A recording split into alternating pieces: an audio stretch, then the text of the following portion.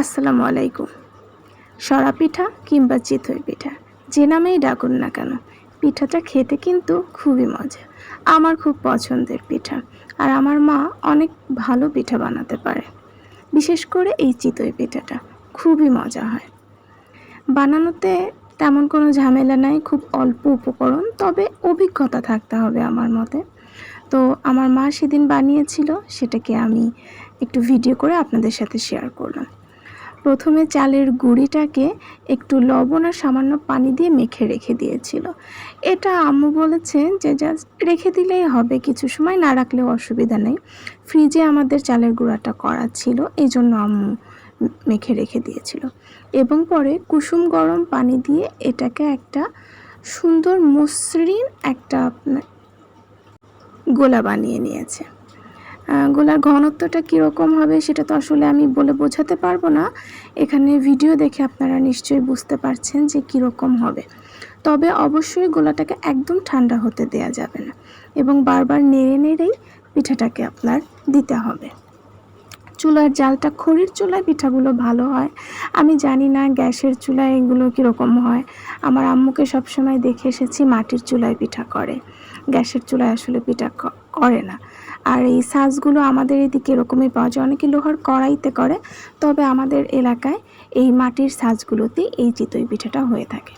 তো এই তো আম্মু দিয়ে দিচ্ছে পিঠাটা। এটা আসলে জালটা আমি কিভাবে বলবো ঠিক বুঝতে পারছি না, খুব বেশি হিটও না আবার একদম কমও না, দিয়ে ঢেকে দিয়েছে। এবং আনুমানিক 4-5 মিনিট পরে আপনি একটু খুলে দেখবেন যে পিঠাটা হয়েছে কিনা।